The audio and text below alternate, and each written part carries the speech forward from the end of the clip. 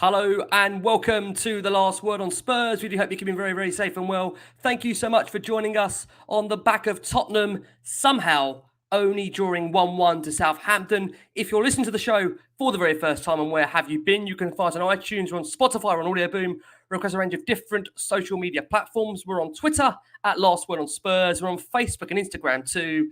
You guys know the drill now. For better or for worse, we're also live on YouTube. I was hoping bringing these guys on that was going to be live on YouTube talking about a Spurs win, but we were to be denied by VAR, referee, you name it, we got it. So please be welcoming three returning guests to the Last One on Spurs. A man that has already done, I think, over 2 hours already on Spurs. He's back for hopefully a couple more. Only joking, Chris. We've got the great Chris Carlin back on the Last One on Spurs. You've just probably been watching Chris on his YouTube channel for the last 2 hours. So thank you so much for switching over. Chris, how are you? I'm good, Rick. I'm good. How are you? Nice Christmas? Yeah, it was good. Thank you, Chris. Just disappointed that we couldn't get the 3 points today because we've been on such a great run. And I think, honestly, winning today would have just been the icing on the cake going into the new year, right? Frustrating. 2 points dropped. And I just hope that this is not going to be a truly disappointing result at the end of the season because, these 2 points, they could, be the difference of us finishing in the top four or not. So a disappointing day. VAR strikes again. And Anthony Taylor, shocking refereeing. Yeah, no, I completely agree. I do. It's been a real frustrating day at the office. And I know a man that is just as equally as frustrated, maybe even more, of course, is one of our own, of course, Frankie Major. Frank, disappointing result, not what we wanted to end the year in terms of a Tottenham perspective. That possibly was one of the most infuriating and frustrating games that I've watched in a long time. Obviously, I said off air just before we came on, we could pick holes in that second half performance because it wasn't good enough. We didn't move the ball quick enough. Although he's brilliant, world class, and deserves all the credit that he's earned, I thought Conte's subs weren't the best today. But ultimately, we were robbed. We've been done. You could look at it many ways, but that's the bottom line. Harry Kane, it's not offside. Any of the listeners who haven't seen, there's a video on social media where Richard Keys and Andy Gray dissect the decision. It's completely farcical. And the foul given against Fraser Forster by Matt Doherty was a disgrace. And where was VAR? Mark Clattenburg said something about because Anthony Taylor gave the decision, they wouldn't look at it on VAR. Why not? Why did they not send him to the screen? It's never a foul in a million years. The keeper's dropped the ball, it's hit his foot and it's gone in. So very, very frustrating, disappointed. Echoing what Chris said, I hope it doesn't cost us at the end of the season, Rick. Yeah, no, that's absolutely fair play. And I think, like you just said there, Frankie, one of the first times we've all been bowled over by Conte so far in terms of how he's come in and revolutionised Spurs in such a little amount of time, under 8 weeks. But it's interesting, today's the first time I've just seen certain murmurs around the tactics, the selection, which of course we'll come on to because that is what the show is essentially about. Also, please be welcoming back to the show. Been a while, it's fair to say. We've got the great Steve over at the Hotspurs podcast who is keeping on going, keeping us all on our toes. Steve, how are you? Lovely to have you back on the show.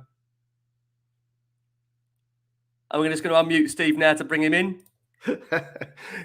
Lovely, yeah. No, it's fantastic to be back on. Thanks ever so much. It's been a while, but obviously during lockdown, I got in touch with all the brilliant podcasters and just said, listen, guys, I'm going to do something called My Spurs Journey and try and just get all the podcasters to tell us their story, because particularly you, Rick, you're a brilliant host, but you very rarely tell your journey and your favourite games and your favourite goals and favourite players and everything. So I thought I'd do that, and I brought together some podcasters from all over from years gone by and some new ones and everything. Chris, I'm still trying to get you on. Keep pestering you, and Frank, of course, you can come on as well. And listen, it's just been great. And Ricky, of course, you said initially it was I'm not sure, doing my own thing. Joe, and then you were like, I think you know my life, Steve. Having 5 minutes next to Chris all the time. My life is so chaotic right now. Just a bit busy, I tell you.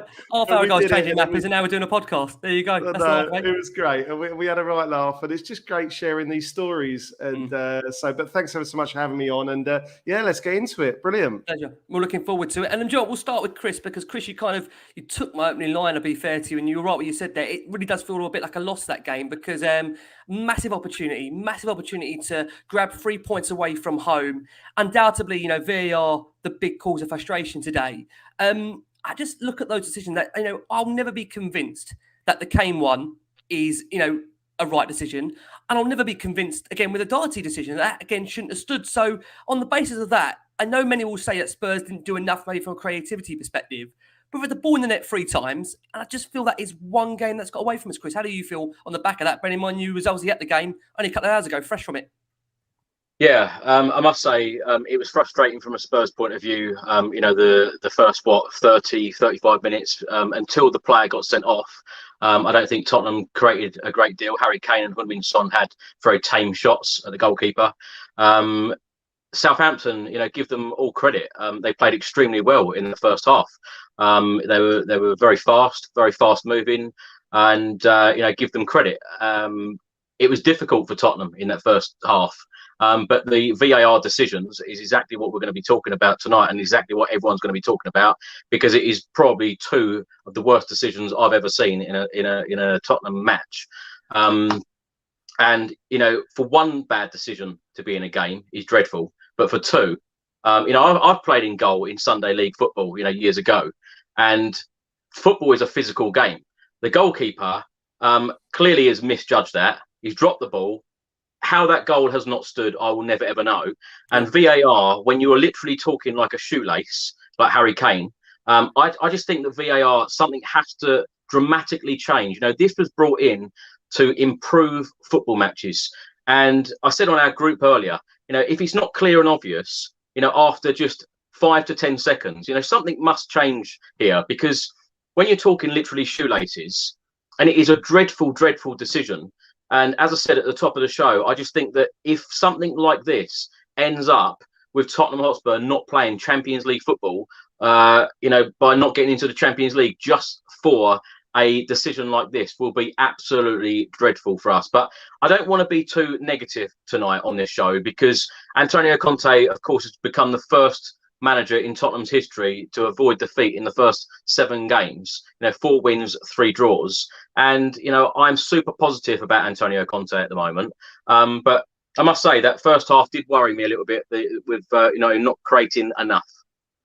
Yeah, what I did love, Chris, I'm not sure if you had a chance. I know you've been darting around from one thing to the next, but in his post-match interview, Conte said, "I think I'm going to stay," and he did the same thing he did against Ennis Moore. You're thinking, "My God, don't leave us! You've only just arrived. We can't take it. We can't take this." Frank, but the thing is, Rick, I just think that in every single game, players have improved, and we can see clear direction. I know 1-1. I know Frank's disappointed. Steve and yourself, we're all disappointed by us not winning today, but we haven't lost the game. And, you can see positives in every single game under the management of Conte. When you think of this calendar month so far, December, it has been extremely positive. The last 8 weeks of him taking charge has been extremely positive. And I think going into 2022, of course, we've got the January transfer window. Of course, if we get 1 or 2 additions in, fantastic.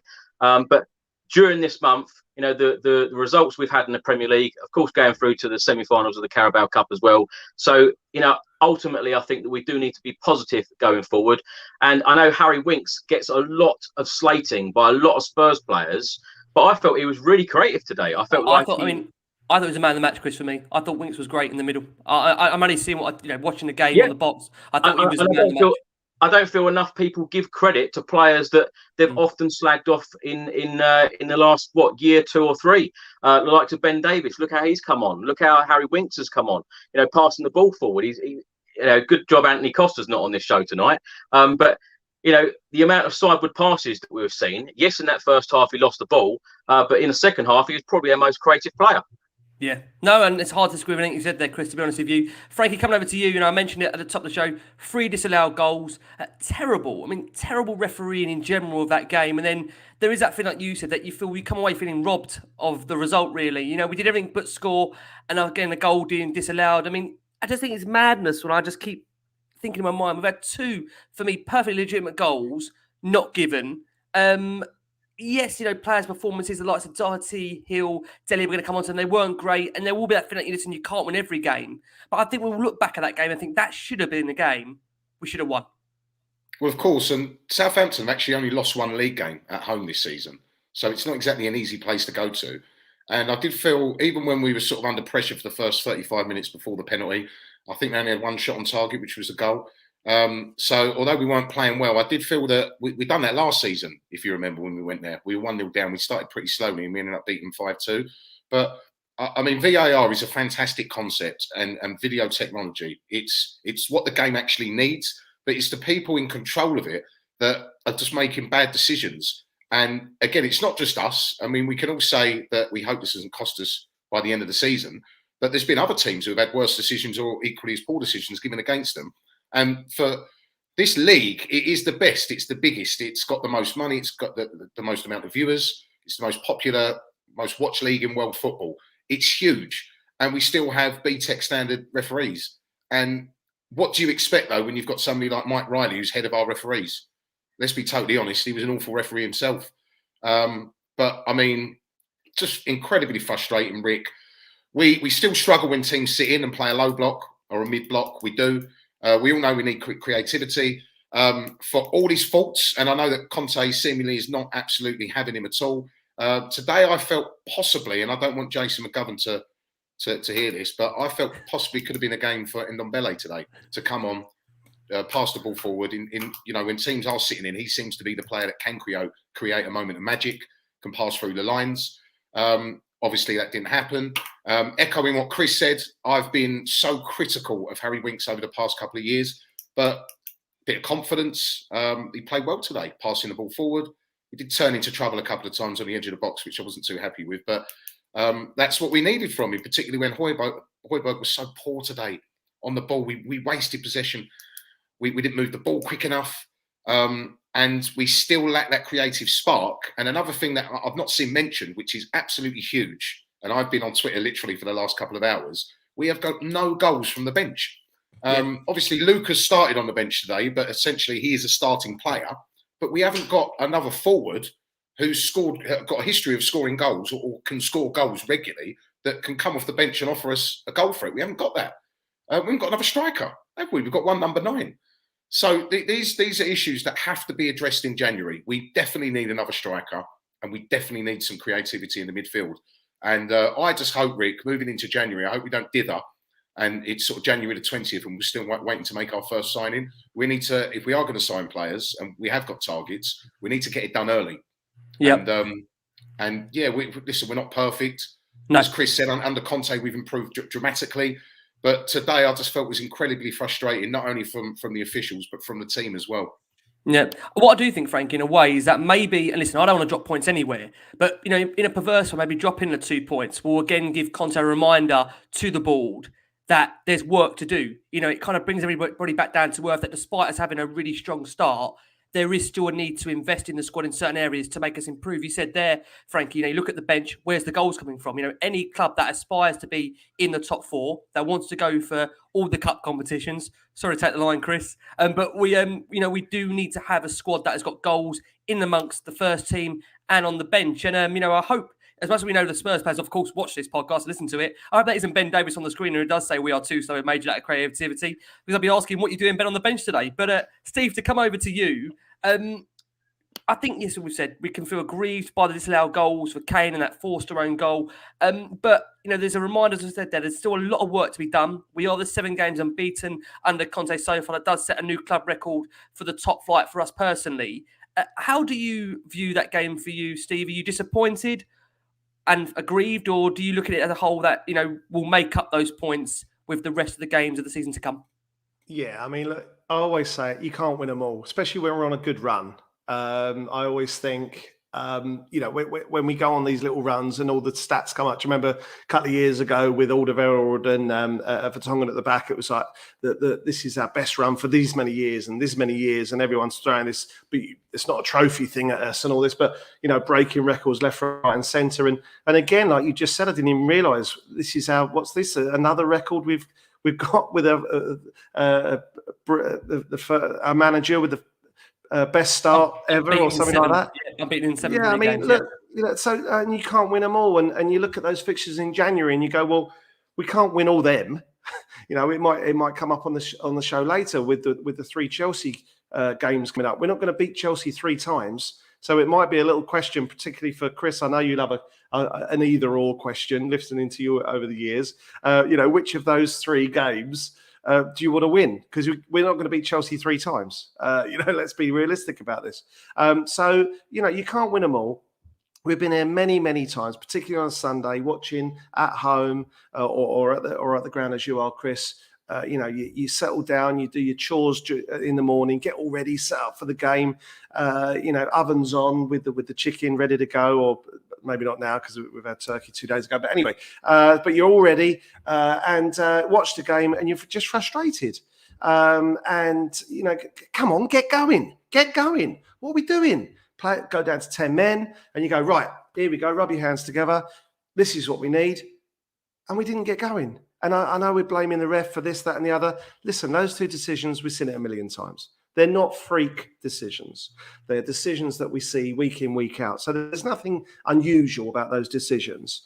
Honestly, Chris, I must ask, sorry, Steve, you honestly stand by that. You stand by that for you, Steve, that those decisions they're run-of-the-mill decisions, because to me, they would stand out for any team. And I'm trying to take my Spurs hat bias off, that I think when you look at both of those decisions, I am, if we're looking at VAR now, and I thought the whole part this season was to try and remove the contentiousness where it's got to be, clear and obvious. Well, that decision there with Kane, we're talking, what is that? Is that a toenail? What are we even, is that an armpit? What are we basing that on? I think, like Frankie said earlier, when you see that interview with Richard Keys and Andy Gray, they're absolutely spot on in their analysis of that. And then secondly, with the Forster one, at no point, and we are going to come on to this, that, in that move there, Forster has never got 2 solid hands on the ball. So how you can deem that as, number one, being a foul on the keeper and infringing from Doherty, I can't see that, Steve. I honestly believe that it's hard for me to make a judgment to say they are just both run-of-the-mill decisions that we didn't get.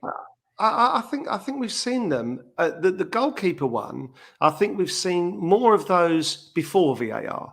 So we had, when goalkeepers really got protected, let's say 20 years ago, touched the goalkeeper, it's a disallowed goal.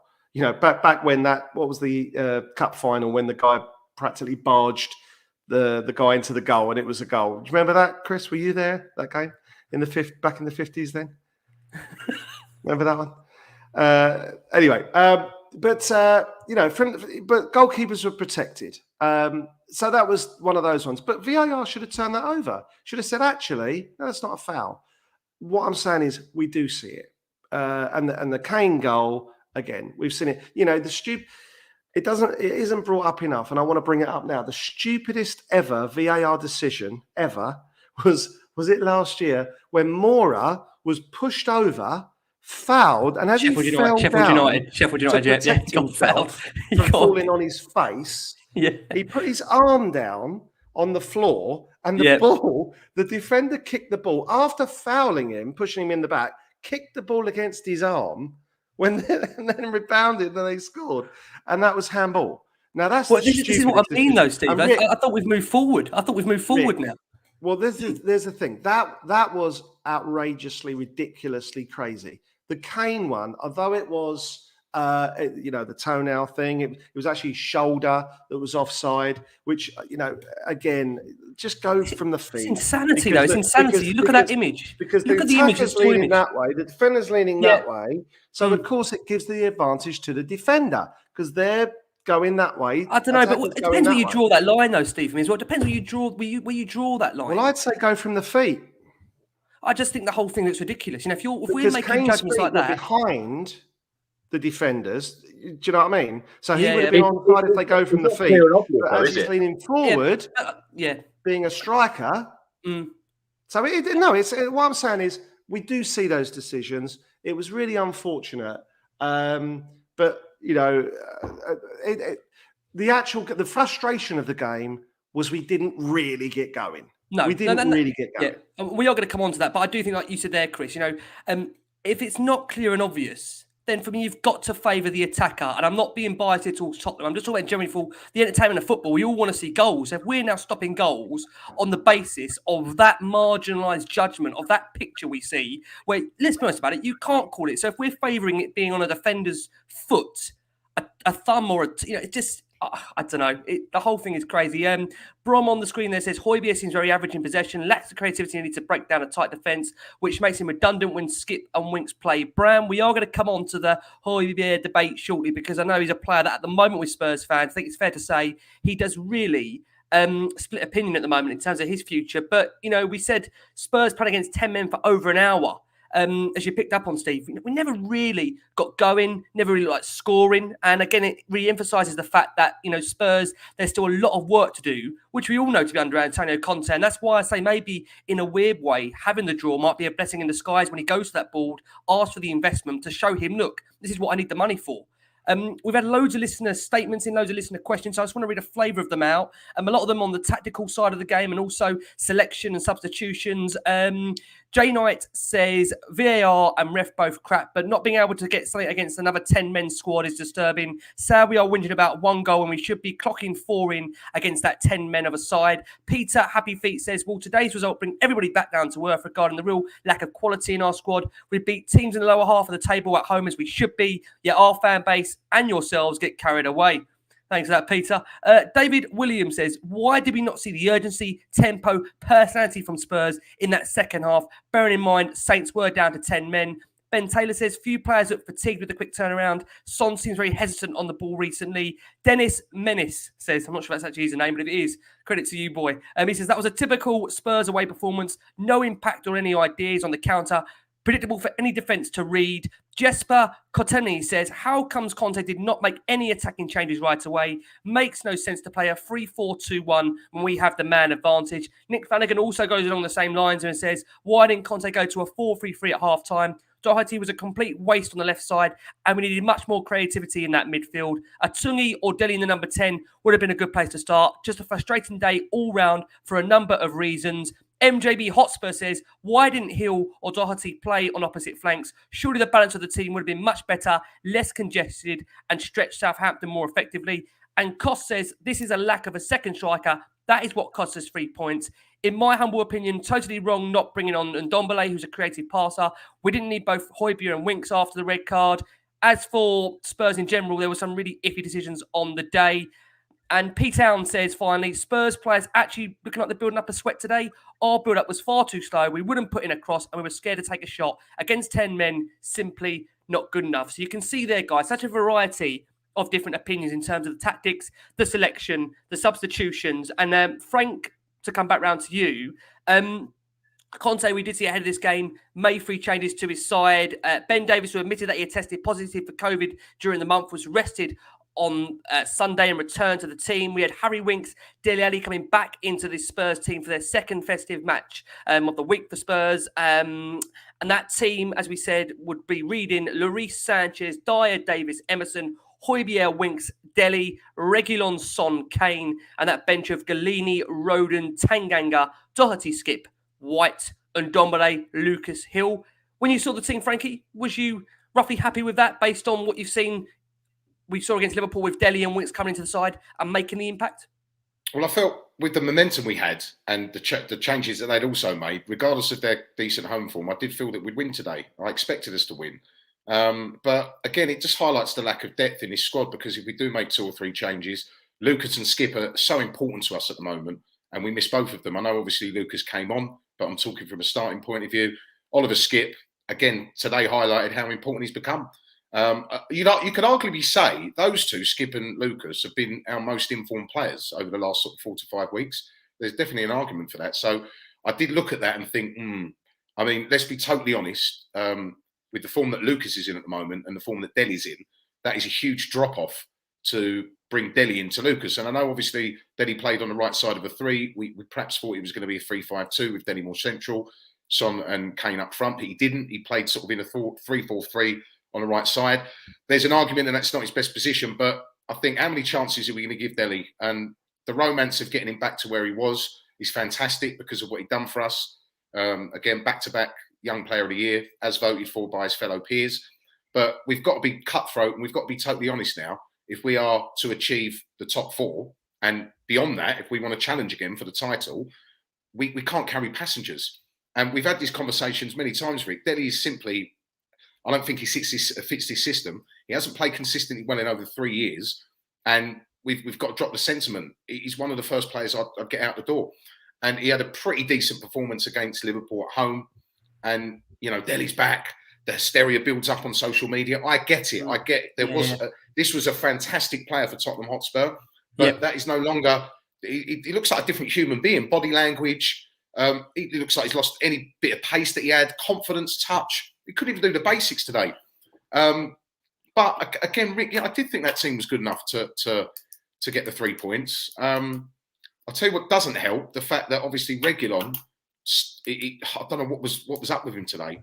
He was so erratic. He got booked, didn't he? That was a problem, I think, for Conte. He just couldn't trust him in that second half. He was going to get sent off. I agree, totally agree. He was a walking red card. But the problem is that Sessegnon's made of glass, and after a fantastic performance against Mo Salah, we haven't seen him since. And someone tweeted it earlier.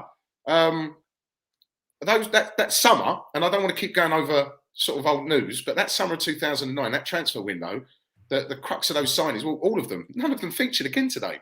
No. And that's a hell of a lot of money we've spent there. And Sessegnon, again, you can see that there is a player in there. I truly believe that. And again, he had a great game against Liverpool, but we haven't seen him since.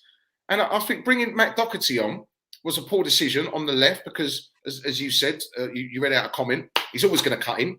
And it gives us no width. In a congested game, they're happy with that if everything comes inside. We needed a left footer out there. And I didn't understand that. I would have bought on Tanguy on Dembele today. I would have against 10 men. I know he's obviously not the fittest of players, but he can pick a pass. He can unlock a defence. Perhaps Brian Hill should have played on the left-hand side and we probably should have got some crosses in. But it is incredibly frustrating, Rick. Again, we do need signings. And I think we've been linked with a striker. We obviously desperately need another striker. We've been linked with lots of defenders. But we need a proper top class centre midfielder to play alongside Oliver Skipp, who can play forward. Hojbjerg and Winks would not get in any of the other top 5 clubs, would they? In the start, no, they wouldn't. It's an interesting. Another Southchick and Rice, would you? No, even no.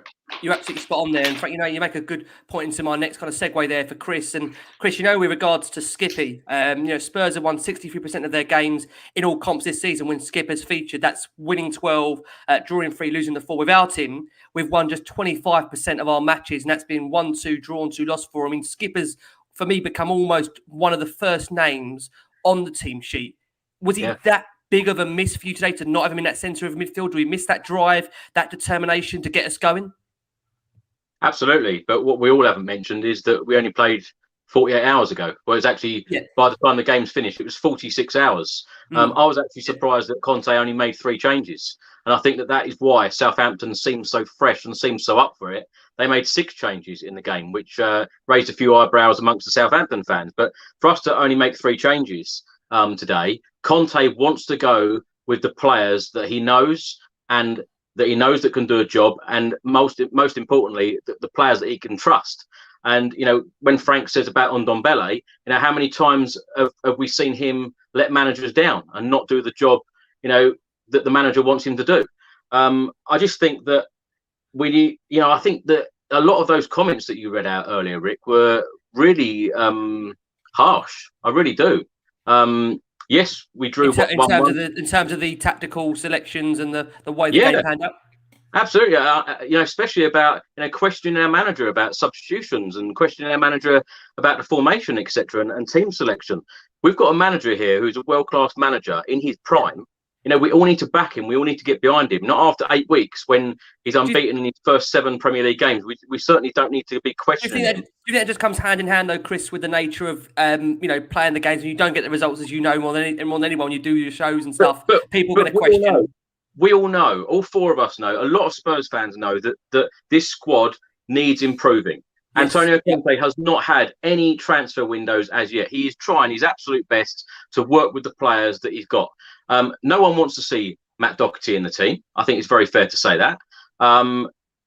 He's got to work with what he's got, and he's doing his best. And to expect players like Oliver Skipp to give 110%. We all know. We see Antonio Conte down the touchline. He is constantly shouting at all of these players, shouting instructions. Yeah. What he demands from every single player, you cannot give that much intensity every single game when you're playing every 2, 3, 4 days. It's going to be an interesting team selection. The Watford game, we're in action again in 4 days' time. That's going to be interesting team selection.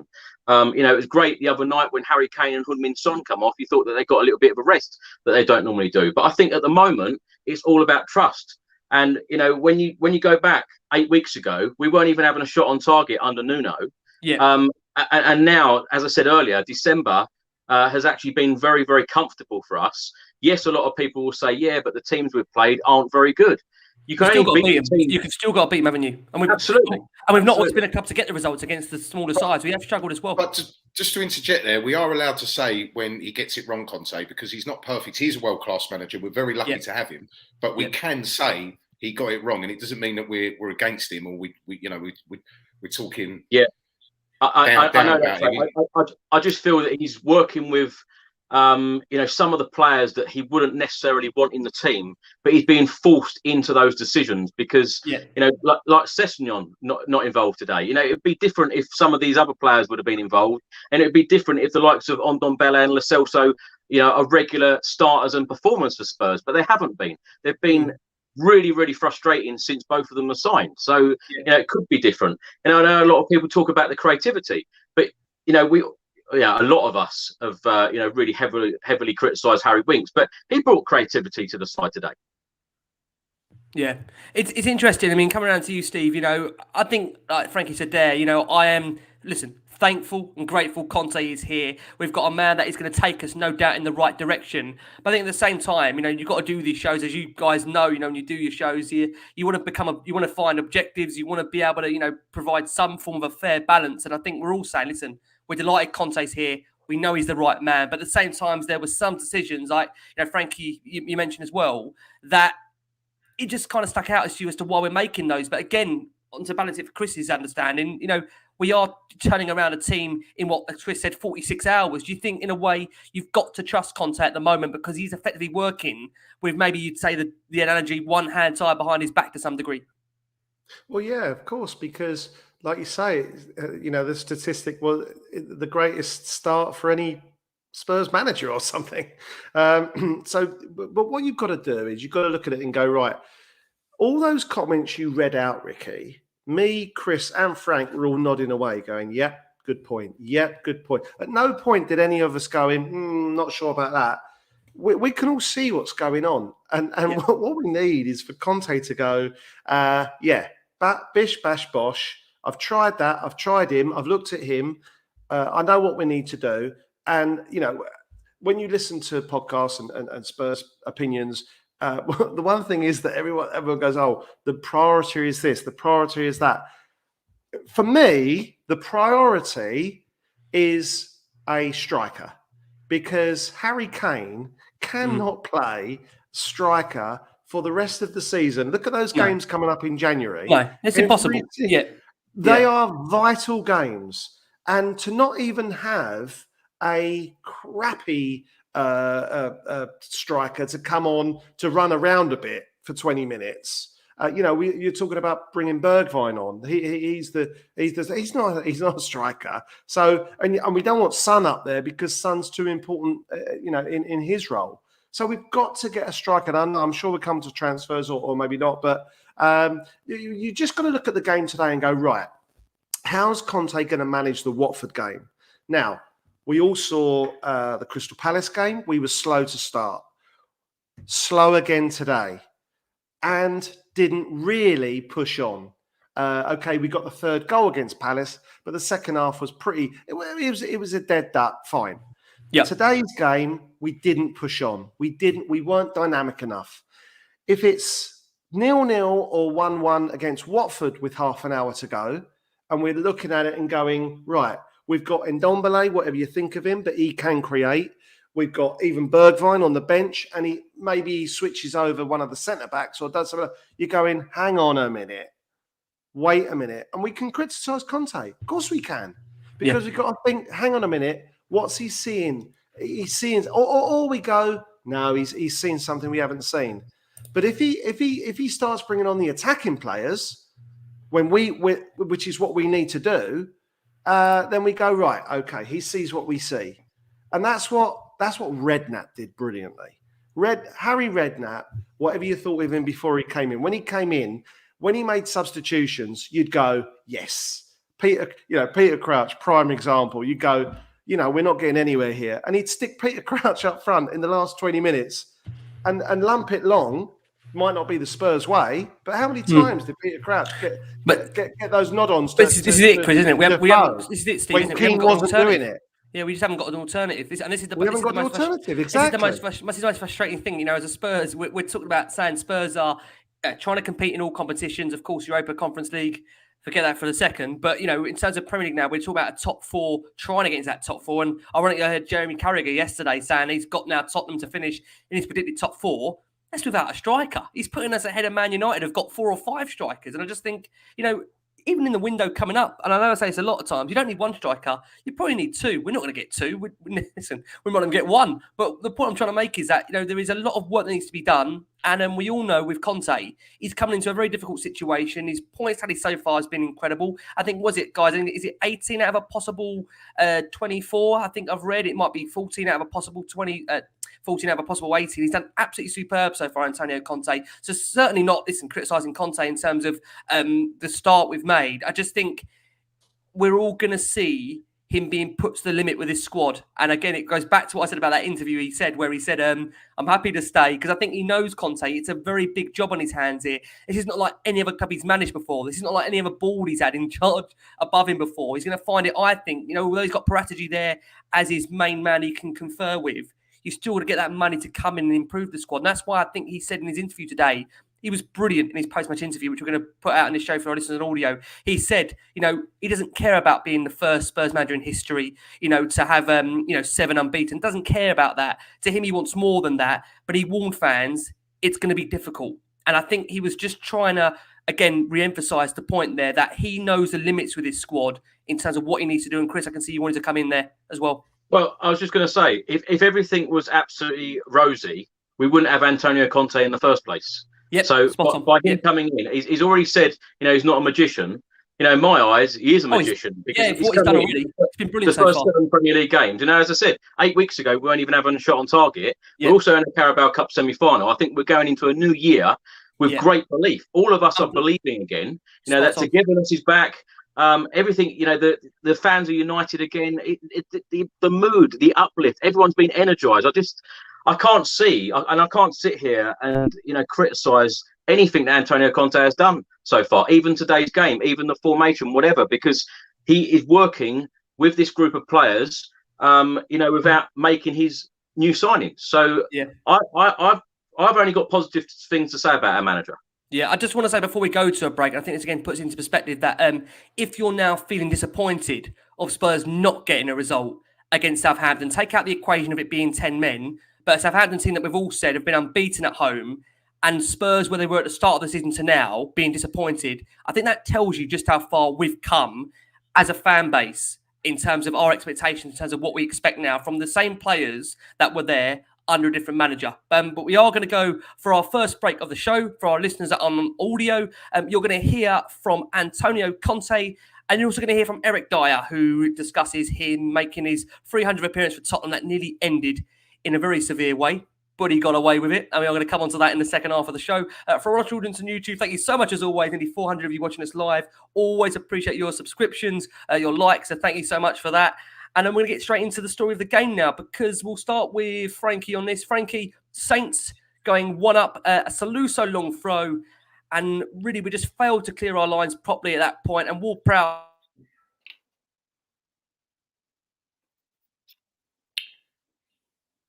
listen, we don't do anything about it. And on the balance of play, I think Southampton deserve that, Frankie. Would you agree? Yeah, they started brilliantly. They pressed us. They matched us at the back with a forward line of 3. They played 3 at the back. They basically went man for man. And as Chris said, due to the fact they made 6 changes, they had that bit. Well, they started well, didn't they? Had a bit more energy. And we were really poor. We couldn't play through the press. However, I felt that Rick's gone, has he? Sorry, listeners, Ricky's just disappeared. Keep going, Frank. I felt that with 11 men, I felt that it would have suited us, because they were never going to keep that up for 90 minutes at that rate. They weren't. Impossible. And I felt the one chance we had today was on the counter-attack, because, again, we do struggle when teams sit in. And that change around of them going to a low block from obviously a high press, it almost killed us. And I honestly think if they stayed with 11 men, they probably would have tired. and we possibly would have had a few more opportunities on the counter attack. But they'd have pushed on, wouldn't they? They would have, and they were playing that high line, and I think that suits Sonny. And then obviously when Lucas could have come on later in the game with his pace, obviously he didn't suit Dele because he hasn't got any pace. But playing that high line and obviously with gaps, I felt Lucas would have been a good substitute to bring on, and we could have opened them up. It's ifs, buts, and maybes. But yeah, against Palace as well, we started slow. We've got to stop that. And it was very, very, very frustrating. And again, it goes back to me that we do need a midfielder, a central midfielder that can control games, play through the press, keep the ball. And someone said it on the comments earlier, that team today, technically, it's a lot of flaws. I mean, even at the end of the game, we were giving the ball to Davinson Sanchez on the right-hand side and asking him to get crosses in.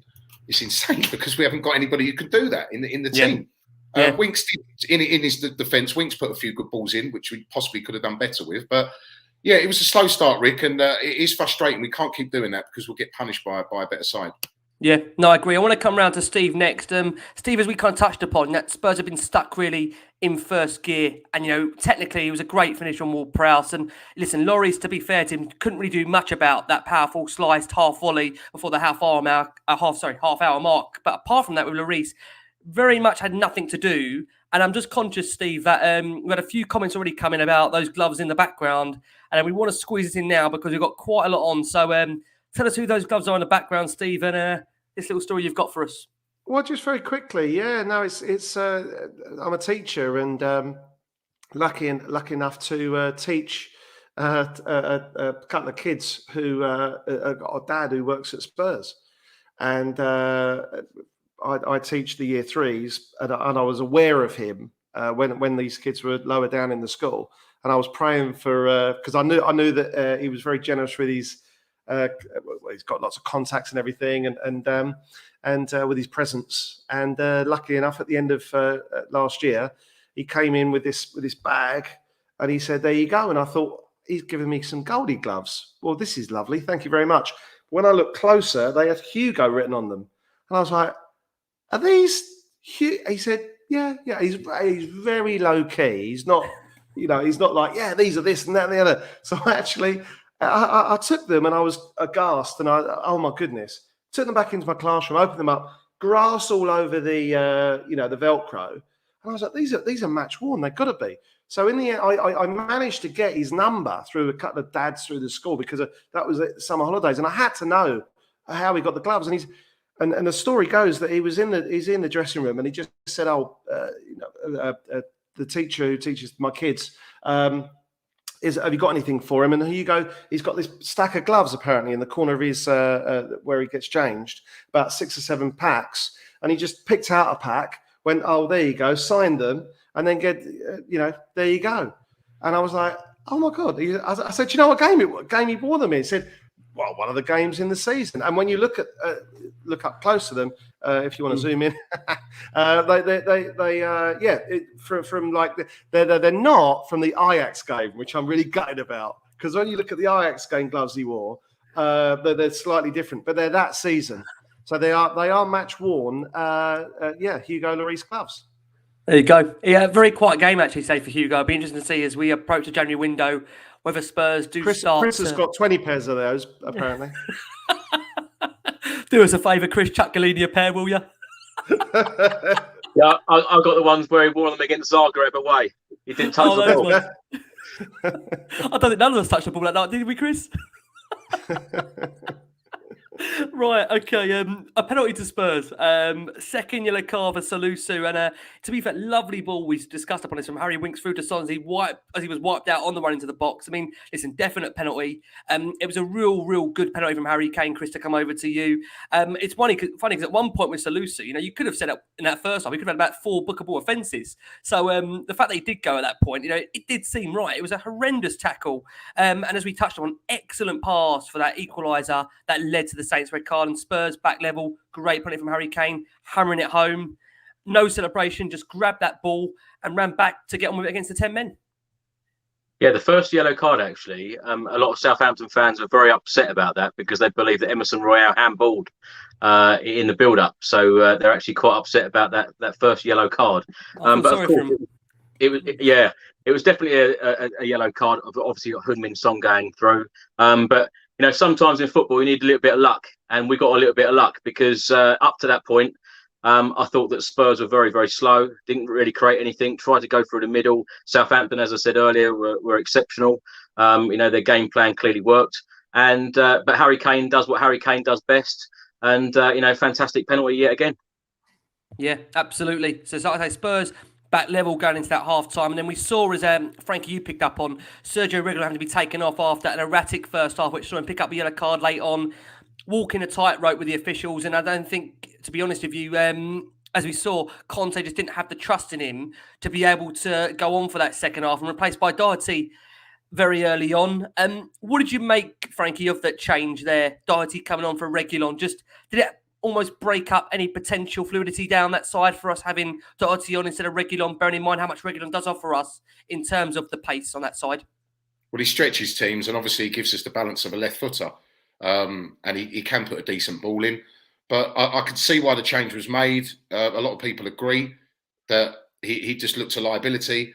He got that booking before half time, and they were targeting him. They were trying to wind him up and get on him. Shane Long as well. He did, didn't he? He was trying to get him booked. So I understand him taking Reguilon off, but it goes back to what I said. It's just frustrating that Ryan Sessegnon's made of glass, because he puts in a great performance and then disappears again for 3-4 games. And that would have obviously been a natural change, and fair enough. But Matt Doherty, the squad's thin on quality. We've all said this. We all know this, that there is a distinct lack of depth in this squad of quality. So when you start dropping down through the first team starters and you go into the second and third choice backups, it's a huge drop off in quality. And Matt Doherty, I mean, there was a couple of times he played some nice balls when he cut in, but I'm not a fan of that. I'm not a fan of having a wing back. Wing backs are supposed to stretch the game, particularly the way that Conte plays. He plays them high and wide. And Matt Doherty just narrowed us up, because every time he wanted to cut in, he didn't even attempt to pass or cross or hit the ball with his left foot, which really frustrates me, because they're professional footballers, and I understand they've got stronger feet or a stronger foot than the other one, but it killed us. It really did. So it is what it is. I didn't particularly like the change. I felt personally, obviously Conte knows more than me, we should have gone to 4 at the back. Ben Davies could have done a job at left back. Put an extra man in midfield or someone else further forward. That personally would have been my change. I didn't understand that. Yeah, Steve, I want to bring you in there on Doherty, because as you said, came on second half. Challenged Forster for what could have been obviously a goal to put Spurs ahead of that game. He had a foul given against him. I think Frank picked up on the fact he did show some good footwork to set uphill later on, but overall, when you look at this squad, Steve, is Doherty just not of the grade of quality that ultimately we're going to have to take us forward? In the most polite way I can put that. I don't know what Chris is laughing at. How has he said that without laughing? Come on. Listen, he's a teacher. I wanted to put that the most polite way I could to say he's just not good enough. I don't know what everyone thinks. What do you think, Steve? Well, look, going back to my point about learning from your mistakes. And, Mourinho, for example, week after week after week after week, score a goal, defend for the rest of the game. Score a goal, defend for the rest of the game. And by the end, we saw it initially as, that's a good idea. This is Mourinho ball, hit him on the counter. But when it happened week in, week out, and the opposition kept scoring, we were going, Mourinho's got to change it up here. And this is what I'm talking about with today. So Doherty comes on at left wing back. That can't happen against Watford. So if Reggie is having a stinker, he gets a booking, and at half time Doherty comes on at left wing back. I'm sorry, but we've got to go. Hang on, something's going on here, because again, as Frank said, Davis all of a sudden, just because he's playing centre half, doesn't mean he's not a left footer. So you put him at left wing back, you bring Tanganga into the middle, problem solved. Okay, and then you play like that. He tried Doherty, no problem with trying things out. Didn't work. Continuously cutting back onto his right foot, so slowing down the play, which is not how Son and Kane play. Son and Kane play getting up front and expecting the ball to be whipped in. They don't hang back waiting for the cross, as you saw from Son's goal against Palace. It's all about getting getting forward, whipping that ball in and getting on the end of it. So it doesn't work with playing Doherty, who's didn't even try. And there was a couple of times when it was like, just swing your left foot at it. Just swing it. And he didn't. He didn't have any confidence. And for a professional footballer, not to just swing your left foot at a ball, it is pretty damning, really. At least try, Steve. At least try. At least try and get a ball in on your left foot. Swing your left foot at it. Just swing it. You know, where you got. I can do it. I'm left-footed, but I can swing my right foot at a ball. You know, it will go forwards at least. But cutting back constantly, it was ridiculous. And I think again, Conte should have made the decision earlier, just to go. Do you know what, Doherty, you come inside and Davis go out there. I thought you were going to say bring him back off. That's he could have done that surely. Well, we've seen it done. We've seen Harry do it to win the Gilberto. game. But you say to him as he comes off, say, "Listen, I brought you on. It's a bit of a mistake. Don't take it personally. Next time you play, you'll play on the right." Because do you know what? He's not been too bad. He's played a couple of games. He's not been too bad. That's damning, Ricky, because he's been blimmin' terrible in all these other games. But he's somebody that stick him as right wing back. See what he can do. Don't put him at left wing back again, please. Okay, well, there you go. A plea there from Steve. So Antonio Conte, I know we'll be watching this before his dissection to the players tomorrow morning. Spurs, of course, going 2-1 up. Winks again given a second too much on the ball. It's a clever clip over the top to Kane running in behind KWP and Valerie. But it was a classic Kane finish. It's such a shame it didn't count. And I say that VAR check, as we mentioned earlier, listen, I would like to have a VAR review of that VAR review, because I still cannot understand how we've got to that decision that, as we said earlier, it was a tono. Not giving. Rick, one thing on that is if you on the freeze frame, zoom it, look at the ball. Is it Winks played the ball? Yeah. Yeah. Look, and I'd I'd like to see. Steve, look at the freeze frame. This is the levels we're going to go to now. Right, but I'd like to see the reverse of that freeze frame to because it's when the ball leaves his foot, and if you go back like a millisecond, I guarantee you that Kane's onside. Yes, and he is. That yes, is why it doesn't work. That's why that offside technology doesn't work because the freeze frame is when the ball is leaving his foot. But if you take it back a millisecond, you know what I mean? That ball, you don't know when that's left. No, exactly left his foot. So you take that freeze frame back a millisecond, then I guarantee you that it still looks as if he's played the ball, but Kane's onside. Yeah, if you look at that. Yeah, but that again is a frustration, isn't it, Chris? Do you want to come on that point there? That's why it doesn't work. That's why that thing doesn't work. In Premier League contracts, the managers sometimes don't want to do post-match interviews. They've got to do the press conferences, right? Why are the officials never ever ask questions after matches? Why can they never ever come out and say, "Really sorry, I got it wrong"? And why do we never ever see them actually getting told off publicly and say, "These referees got it wrong"? Because I'm absolutely sick to death of seeing these decisions, not only in Spurs games, in other matches as well. And as Frank rightly said, this is the most watched league. This is the best league in the world. And yet we have probably got the worst referees. And this isn't just like a one-off. This is happening all the time. And it just cannot keep happening. Yeah, they're so well protected, Chris, aren't they? It's ridiculous. It's always been away. And there's no one's culpable because they can make these rubbish decisions. And then they get away with it. They haven't got to explain themselves. They haven't got to come out and face the media. I thought Conte showed his class today. He did. He didn't blame the referees. He didn't blame VAR. If that was Jurgen Klopp, oh my God. Yeah. No, it's an interesting point you make there. And again, I just think, when you've had that many contentious decisions in a game, I totally agree. You've got to hold a referee accountable. And why they come to that conclusion. Listen, it isn't always the direct referee on the pitch. It's again the VAR assistant review and whatever. I staggered how that decision did come about. But I mentioned about it earlier. Harry Winks, his resurgence continuing, was really, really good for that particular move in the game. And I know that nervy moment in possession early on where he lost it. But if you look at overall the way he was playing, he killed another excellent ball as he said into Kane's path. He just worked so hard on the centre of the pitch. And I maintain my point that Chris, on the day, I think he was definitely, our best performer. I probably would say he was Spurs' man of the match. I mean, you watched him up close and personal. Would you agree? Yeah, and that will upset a lot of Spurs fans because a lot of Spurs fans like to get on Harry Winks' back. But when he gives a performance like that, and we are so used to seeing, in previous years, so many sideward passes. Yes, in that first half, as I said earlier, he lost the ball. He was trying to look for a sideward pass. But clearly in that second half, he was driving balls forward. Playing a ball like that into Harry Kane was absolutely sensational. And this is what I mean about slow changes under Conte. In the 8 weeks, we have slowly seen each player individually improve.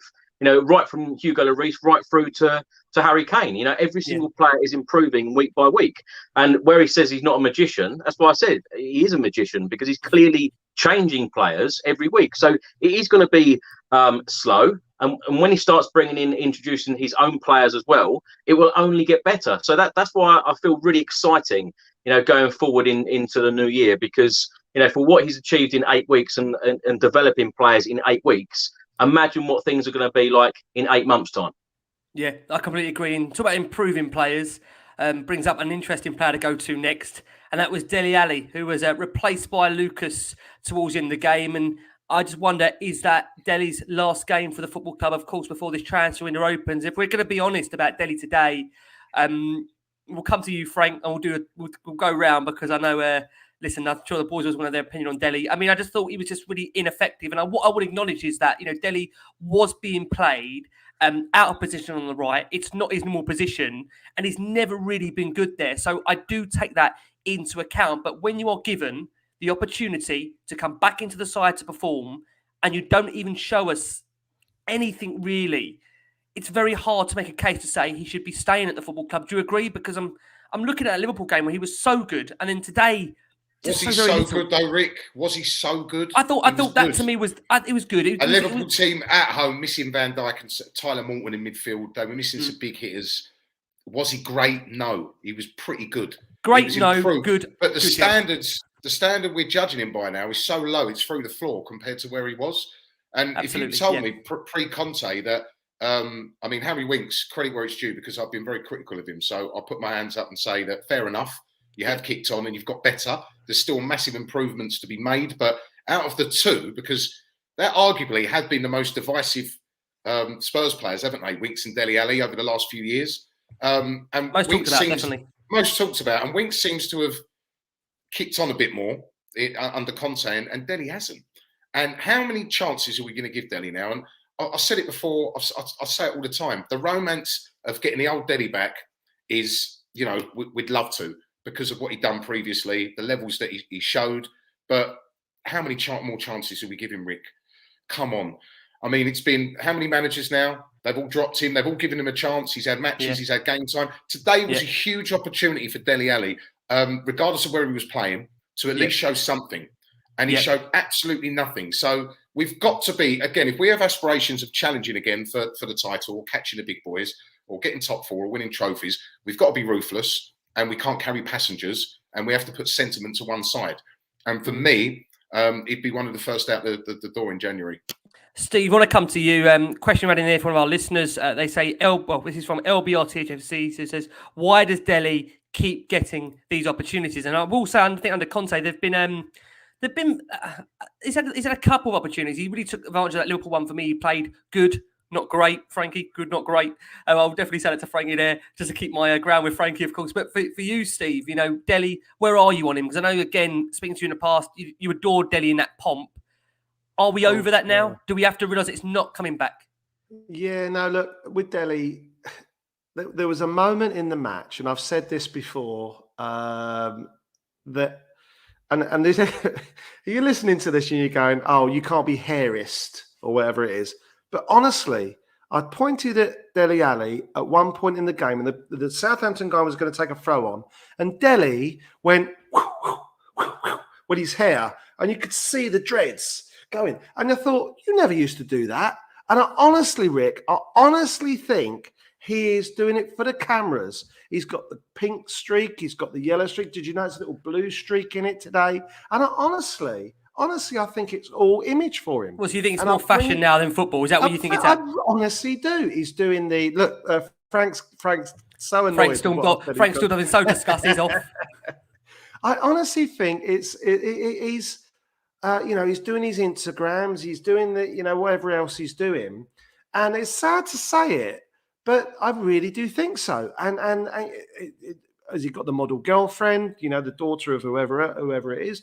But he's loving his life off the football pitch, and fair play to him, by the way. And he's got the look, and he's got the dreads, and they look cool. But honestly, I went to my son. I said, "Look at Dele's head," and he was doing this thing, and I thought, just get your hair cut. And I know I sound like an old man. You do sound like a teacher. I sound like an old man, right? But get your hair cut and become a footballer again. Because I promise you, if he walks in tomorrow morning and Conte looks at him and goes, "You've had your hair cut," and Dele goes, "I've decided to stop with the whole image thing.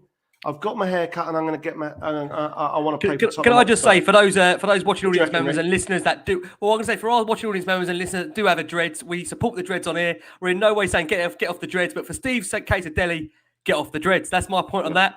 We're going to go. Listen, if you want to have the dreads, but just stop flicking your hair. I do it's think all about the hair. Yeah, I mean, listen, I know you said sort of, for me, there is football. He was rubbish today. He's lost his edge, Steve. He's lost his edge. He used to be a horrible, nasty, spiteful player who played on the edge and had that fire in the belly. He'd get a few red cards a season. He'd leave his foot in.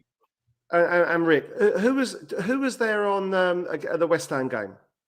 I was, West Ham at the game. Yeah. Did you see what happened when they made the third substitution with Dele Alli on the bench?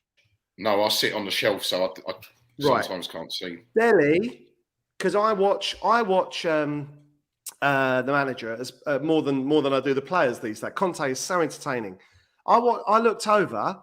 Dele immediately went and got a blanket, and for about 20 minutes, he was trying to get this blanket over him. I noticed that today as well with Dele. Oh no, that was not today. The previous game we had, of course. Sorry, the Palace game. Sorry, not the West Ham. Palace. The Palace you're game. right, Palace. Yeah, no, I know. I saw. He was wrestling with this blanket, trying to get it all comfy because he knew he wasn't coming on. Honestly, this is crazy. Footballing wise, he was rubbish today. Let's stick to footballing wise. Chris, Dele, has the time come? Is that his final farewell in a Spurs shirt for you today? Yeah, I didn't ever think I'd say it, but I completely agree with Frank. I think we need to be ruthless as a football club now. If we're going to be a top team, we need to demand, and Antonio Conte will certainly do that, demand 110% from every single player. And Dele Alli has simply not given it over, the course of, a number of managers, as Frank said. Now, when I think of Dele Alli, I think of that Crystal Palace goal. I think of the goals at Stamford Bridge when we hadn't won there in 28 years. I think of the goals at White Hart Lane against Chelsea. I think of all these great moments. Are we ever going to see that Dele Alli again? I don't think we are. And, watching the game today in the ground, when the ball went out on the right-hand side, Dele Alli ran after it. And I love seeing that Dele Alli in a forward position. I was quite excited about him today, thinking, you're going to grab your opportunity after a good performance against Liverpool. I think we thought it was a good performance against Liverpool because it was far better than what we've seen of late in the last year or two. But when he went out right today, the Dele Alli of old, he would have beaten his player, he'd have put a ball in very, very quick. He didn't. He held the ball up. He waited until 3 Southampton players were around him, and then he was struggling to play a pass. And I just thought that is how much that a player like that has declined. It's whether Antonio Conte feels whether he can get the best out of Dele Alli again. But when we keep seeing all these Instagram posts and all the gaming and all of this other stuff, you need to just concentrate on your football right now. And I never ever thought I'd say it because I'm a huge Dele Alli fan. And Ricky and Frank, you come on my channel many times and we've spoken about Dele Alli at length. Yeah. Huge fan of his. I've always wanted it to work. I still want it to work for him. But I think it's going to be best for the football club, for Spurs, and best for him personally if they part ways. Totally agree, and that is just to reiterate. That's dreads aside, regardless of the haircut. I think we come to that conclusion with Dele. It just might be that time now. Spurs, they had the ball in the net again when Dele did go off, and that was forced of dropping the ball, but the ref deemed it to be a foul. Again, I know we discussed this earlier. I mean, for the life of me, Frankie, I know you've seen this, and I know it's frustrated you and driven you crazy. I mean, if that's not generous towards Forster, and I've got to say a point today, Fraser Forster was making his first appearance of the season for Southampton. So he was rusty, wasn't massively low. Obviously, we tested him in terms of shots on target, but that guy had not been playing much football. To me, I just don't understand at any point how that can be given as a foul on the basis of what I said earlier, to not keep repeating myself here, that at no point during that actual situation was Forster in control of the ball. Scandalous, appalling, shocking. How that has not been referred to VAR. All they have to say is go and check the screen. That's it. There's been many worse decisions, better decisions or less conclusive, where referees have actually gone and checked and changed the decision. For me, it's never, ever a foul in a million years. The commentators said it. You go on all the media outlets now, the sports coverage, they're all saying it. Again, we got done. We got absolutely robbed. It's scandalous. I do not understand why they didn't check it. Why did they not check it? There's no excuse. They've got the equipment there. Why not just check it? Why not just pause the game? It's almost like it was too easy, but it's never a foul, Rick. I'm not going to keep talking about it because it is frustrating, but you up. Yep. It's scandalous. Yeah. And like I say, it's hard to disagree by that. Again, we suggest the fact that, another marginal goal disallowed from Anthony Taylor, who, like I say, we touched on it earlier, having an absolute mare. And, he said referee performances seem to be getting worse and worse at the moment. And Conte, to be fair to him, after the game, said, I don't want to comment on it.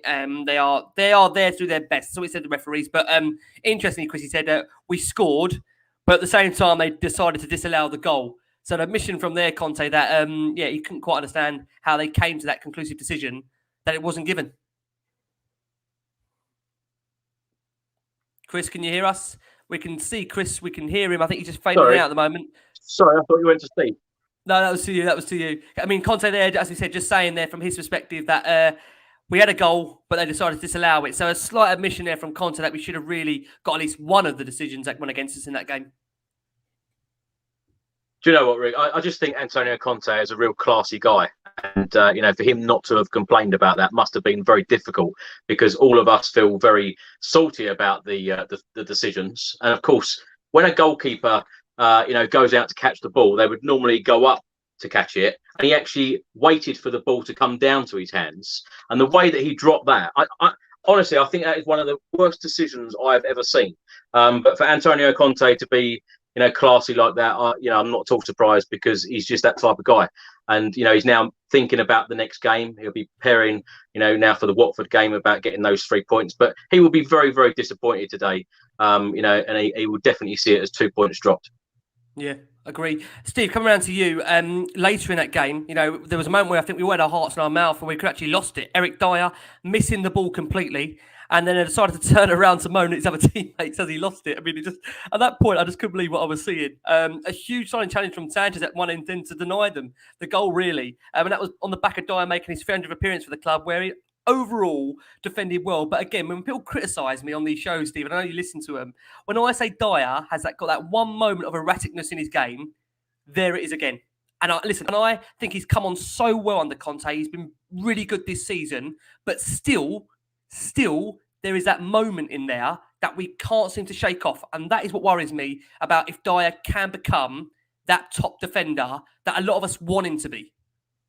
Yeah, we're desperate for him to be that, aren't we? We've got this Romero guy, haven't we? Allegedly. Who's the outstanding defender in Italy last year or whatever. Brilliant defender. And, it's kind of like, don't forget that over the years, we've had some decent centre-backs, but we've had a hell of a lot of dodgy ones. And, one of a fan favourite, Dawson, will go down as a club legend, I'm sure.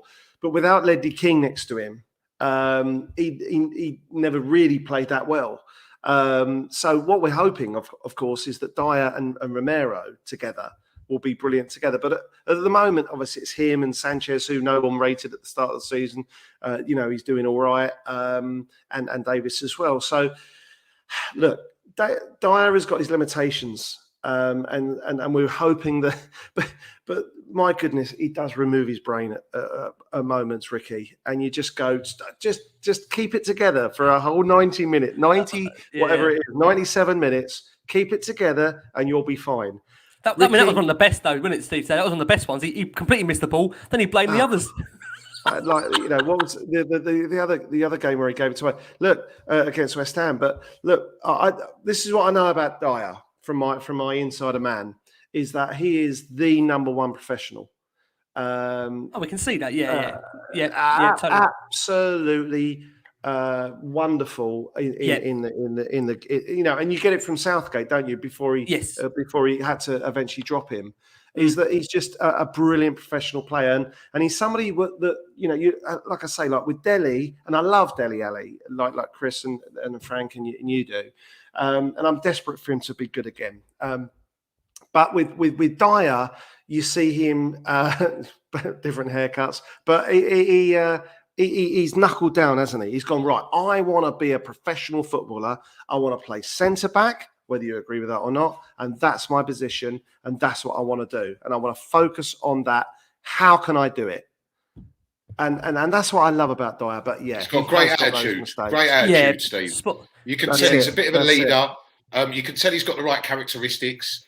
He's somebody, I believe, that he has developed into a leader at Spurs. And for all his faults, I think playing in the centre of a back three suits him. It's his best position because obviously he's got that extra protection and he's one of the best. And I might get a lot of stick for saying this, but on the actual football, his passing range out of all the centre backs in the Premier League, improved a lot as well. It's up there. It's up there. Yeah. He can pass through the lines, not just a click through ball out wide, but he can pass through the middle. That sort of low. He's got good technique on it. But as you said, he's always got a bit of a moment in him. Chris, I know you're always so positive about so many of our players, and Dier has been one of those players that has been a real favourite under Pochettino, under Mourinho, Mason, Nuno, and now Conte. Do you honestly believe, Chris, that Dier will shake off that one moment of erraticness in his game and still be Spurs' centre-back partner along with Romero or a back three in a year's time from now?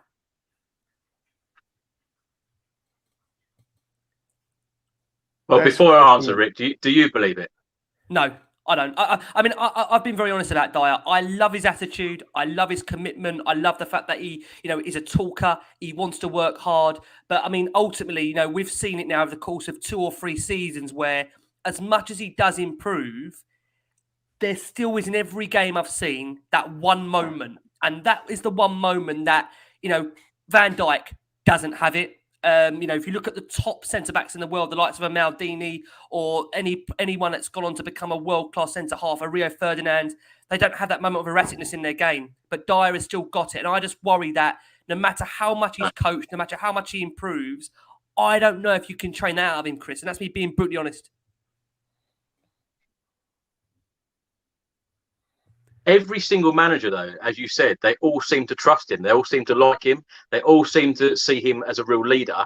And the only positivity I can say is that the 3 centre-backs that we're using at the moment, Dier, Sanchez and Davis, you know, when was the last time that anyone said on any of our shows or on Twitter that we are really missing Christian Romero? You know, Christian Romero is without doubt our best defender at the club.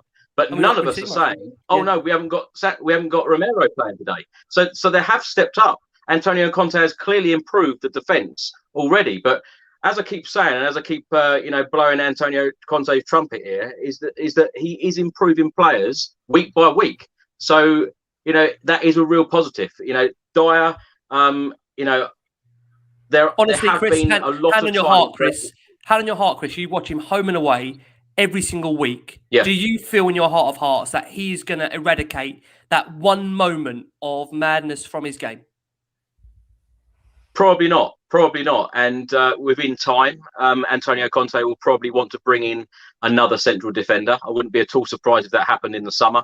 Probably won't happen in the January transfer window. But Antonio Conte will, you know, he's a born winner. You don't win trophies, you know, everywhere you go by having mediocre players who are going to have a mistake in them every single game. That's not going to happen. But it's going to be a slow process. But under Antonio Conte, I completely trust the guy, and he knows completely what he's doing.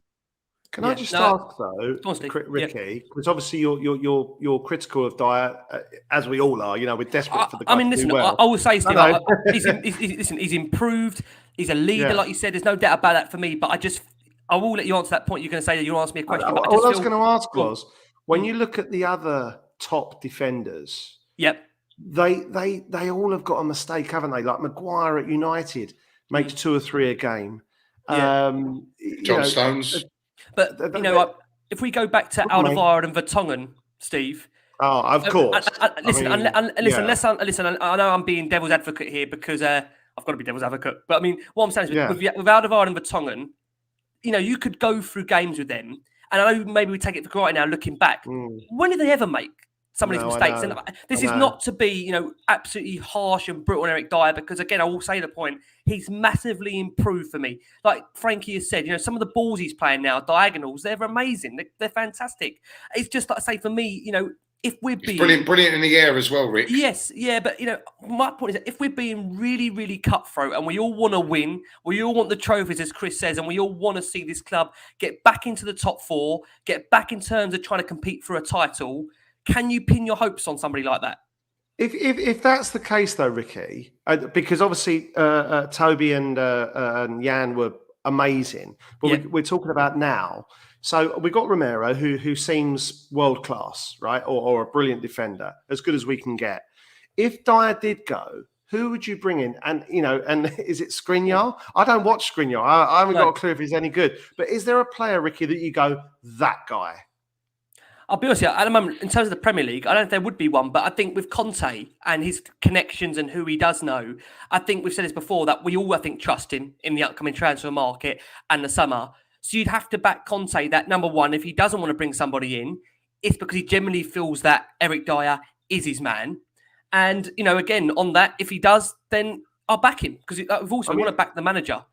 I'd be happy to bring in one of the old Italian guys, even if they're like 34, 35, just for a season. And I am conscious, with Dier, that, today it's a very special game for him. It's his 300th game, and I'm not trying to be disrespectful or downplay him as an individual, because I've said, again on this show, he has improved massively. Absolutely massively, Eric Dier. I'm not questioning, his mentality, his attitude, his determination, his hunger. I know he, like I say, works hard for the club. I'm sure, like you've said there, Steve, as a pro, I'm sure he's the first into training. I'm sure he's the last one that leaves the club at the end of the day. I've got no doubt about that. But if we're being brutal about winning, and that's what we're here for, right? Hopefully, what we're here for is to win. Do you remember the guy that came in and helped Ledley King? Who was that guy who came in from Spain? Naibet.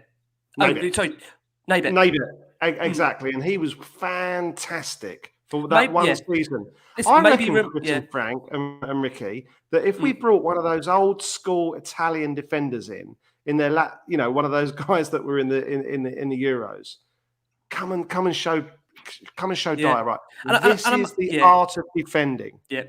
And I must be clear here. There's 6 or 7 players that would need to go before Eric Dier leaves the club. I'm not trying to make a clamour here to say Eric Dier needs to be sold.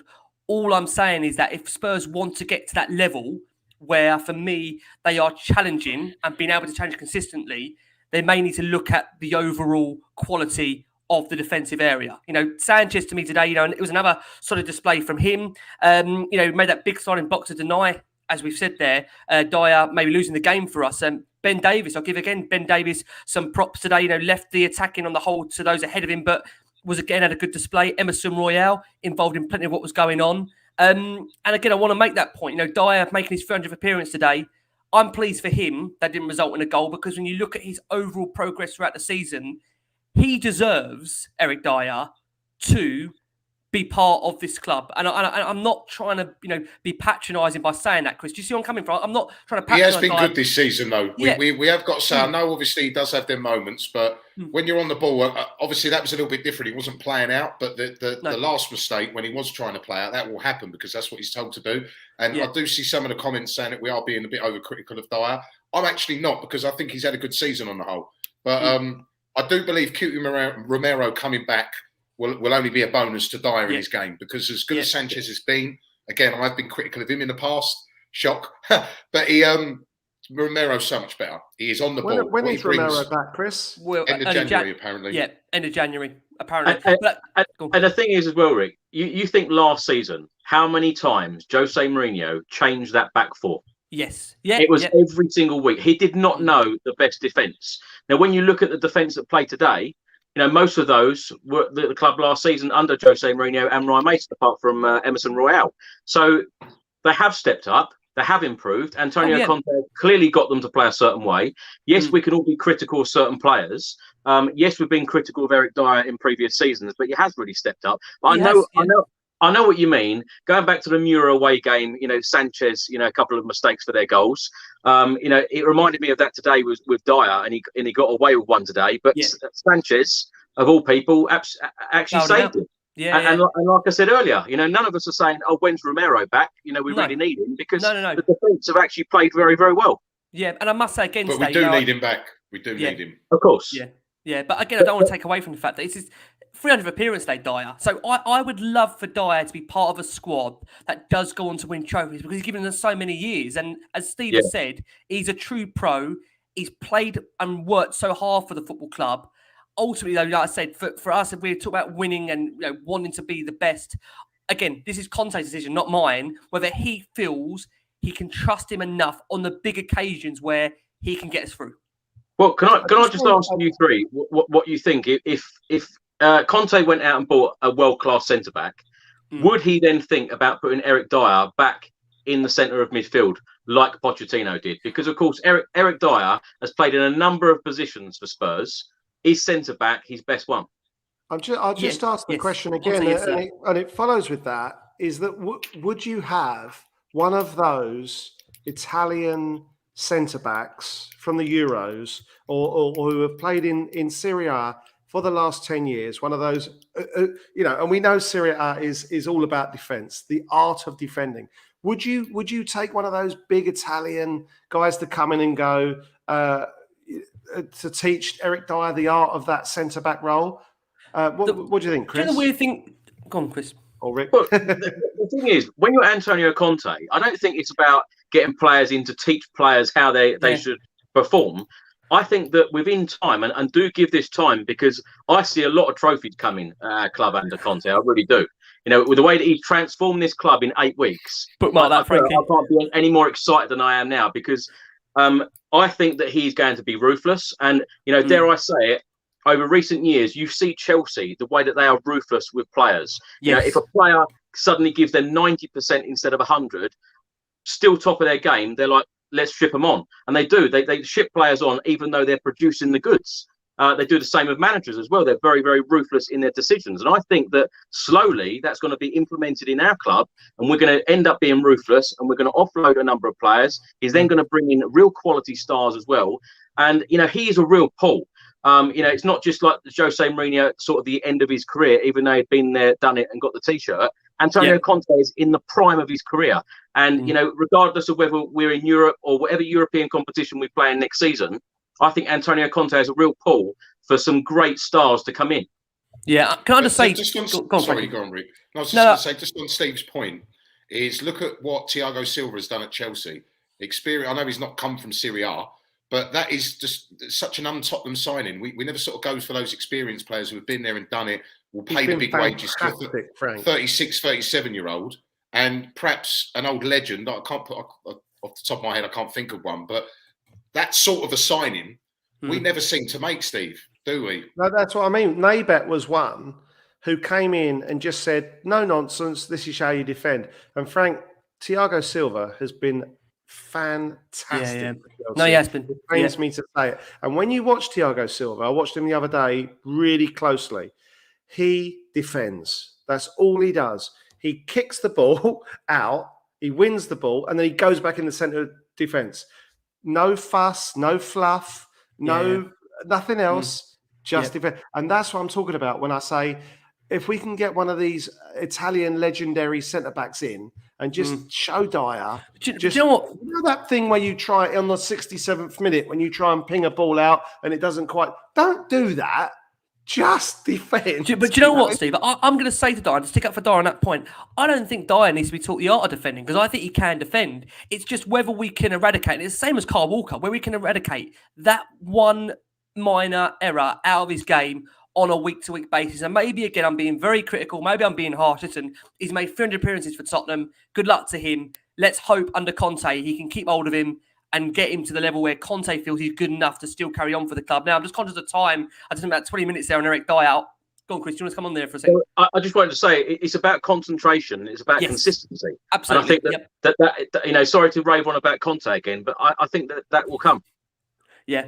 Hojbjerg. God, here we go. What am I going to get now after going from Dier to Hojbjerg? He covered plenty of ground today, but also he looked tired in moments of that game. Passing wasn't always on point.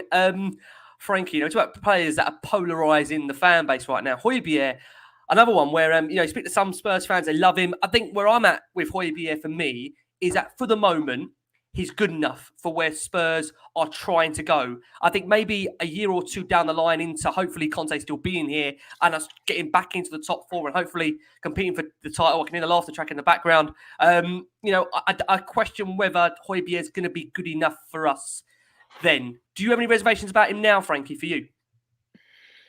Yeah, I've always been a big fan because I love his attitude and commitment. And I think in football, if you see a player that tries that hard and is so committed to the cause, they do get away with more of their bad days because you let them off.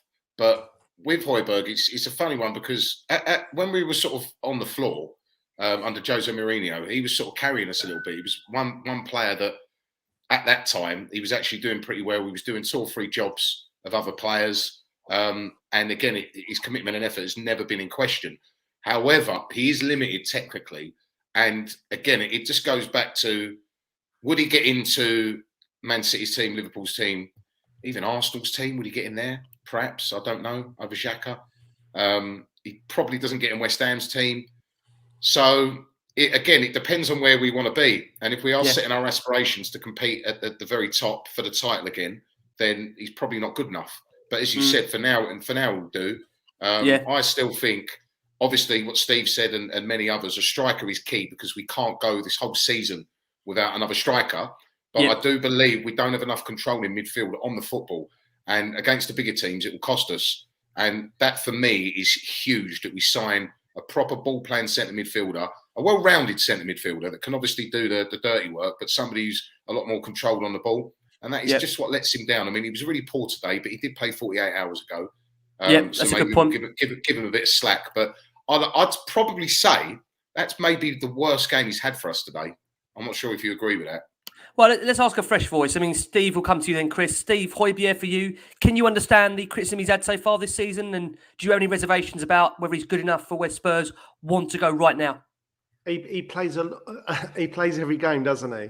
He played every game under the Mourinho. He played, he practically plays every game. And as opposed to someone like, an Ndombele who is good 1 in 10, whatever. I think Hojbjerg sort of plays every 3 out of 5, if you like. Good games. So he has a couple of bad games, and then he has 3 good games, not necessarily in that order. Today he wasn't good, but he was fantastic a couple of weeks ago, and I think he probably shouldn't have played today. I think we should have gone with Skip and Winks. It's our lack of options, isn't it, Steve? Again, we don't know the levels of where these players are at. This is the problem as well. Yeah, hindsight. But Watford game, I expect to see those two. Hojbjerg is a good player. He's a good, solid player. If we want to be pushing on, he's the sort of player that you go, well done, you've been really good for us, but now we're going to upgrade you. Yeah. So he's good for where we are at the moment. Yeah, I think that's the point, isn't it? We're not trying to I think he's definitely better than Xhaka, for goodness sake, Frank. I'd agree, but I'm saying, as much as it pains me to say, Arsenal have been playing well lately. They've got a bit of momentum, and there's a debate to be had there. Is he that much better than Xhaka? Really? I think he is, and in fact, I think actually Hojbjerg would be a great signing for Arsenal because I think that's exactly who they need. I think from a leadership, I think from a leadership perspective, I've got no doubts in terms of Hojbjerg that, Chris, coming over to you with Hojbjerg, leader, talker. You've heard him a lot, Chris. Obviously, you're at home and away, you hear him every game, right? In terms of that, he wants to win. I've got no doubt he wants to win. And I think he's actually honest to admit that what he lacks in ability, he makes up for in terms of effort, determination, hunger for the football club. I mean, this is a guy that a couple months ago, Chris, or even I go back before that, start of the season, he was one of the first names on the team sheet. Can you understand why fans now are questioning it? Or is it just a case of Conte's coming in and suddenly the expectations are now being raised once again? Well, I don't get why everyone's being so harsh on Hojbjerg, I must say. A comment come on screen. Forgive me, I didn't catch the name before you took it off. But, saying only a couple of months ago that a lot of Spurs fans were saying that Hojbjerg was going to be the future captain of Spurs. And now a lot of Spurs fans want him out. And one thing we haven't mentioned on the stream so far is the fact that during December, we have had so many issues with COVID-19. And, I just think that Conte has worked his magic this month, with all of the problems that we have had with COVID, playing 46 hours ago. I just think we were very critical of players sometimes. But from a leader's point of view, he was one of the players that was always first on the team sheet under Jose Mourinho. He really liked him. And, when you see his passion, even one of the games recently at the Tottenham Hotspur Stadium that he didn't play in, he was still sat on the bench. He wants to be there, he wants to be involved, and I think he's great for the dressing room. Real leader, and just wants to win. And I think he's going to be a very good player under Antonio Conte. And I don't know what all of us expect him to do. Managers clearly tell him to do a job on the pitch, and I think a lot of us expect him to start scoring goals and creating chances. He's not there for that. Crackers has said on this channel so many times, he's like the dustman. He just clears up all the crap. And I think that players like that don't necessarily get the credit that they deserve sometimes. Yeah, it'll be interesting to see. I do think, as we emerge, as we grow as a team, exactly where Hojbjerg does fit into the system, and ultimately when Conte brings his own players in, how that does affect his position in the squad generally. Heung-min Son, interesting again, Sonny. It's one of those shows where when you pick through the players, it feels like a really critical show, but we're just saying what we see, right? I think we've always tried to do that in Last Word on Spurs. We give an analysis of every player and their performance. Son, maybe some would say not up to his usual standards. He had a shot from distance saved before running through and getting wiped out by Saluso for the penalty, of course.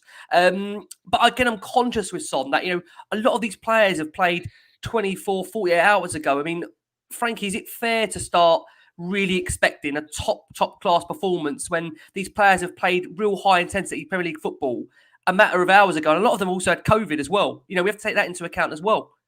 No, it's ridiculous. And this is the one thing I agree with Jurgen Klopp on, that it shouldn't be the 26th and the 28th. It should be tomorrow or the 30th, and just push the games back maybe a couple of days, because at this level, you cannot expect the players to play in that turnaround. It's impossible. Ask every manager, ask the players. They need to do a proper recovery. It is a game of sprints. I've said this before. And muscle injuries and the impact that these high-intensity games, particularly the nature of the Premier League in the cold weather this time of year, don't underestimate that. But on the flip side, we are allowed to be critical of players like Son, who's obviously become the face of the club. It's not the first time. Again, I'll let him off today because he did play 48 hours ago, but he does tend to do this, and we've had these conversations on the show. There is a big debate. There is a big debate. Is he world class or not? And world class to me is you're in the top 2 or 3 in your position in the world. You get in any team in the world if you're world class. Now his home form is probably world class at Tottenham Hotspur Stadium, but his away form for me, I mean, behind closed doors, there was one at Southampton. He scored 4 goals, but in full stadium away games, he does do this sometimes. He does sort of have these quieter games, but I think what you're saying there, Rick, about we're not trying to be overcritical. We're just saying it how we see it. What I'm doing now, we've employed Antonio Conte. We've got the infrastructure in place, and to me, that's a message to say that we want to compete again at the top level. So we've got to really compare ourselves with the Liverpool, the Chelsea, and the Manchester Cities we have, and this is why sometimes we perhaps are critical, because I'm comparing these players. And first thing I think in my head, would they get in Manchester City? Would they get in Liverpool? Would they get in Chelsea? And players like Hojbjerg wouldn't, but he would. But he gets a pass today from me, son. He was poor. He did have a quiet game, but again, he did play 46 hours ago, as Chris said. And he's the least of our worries.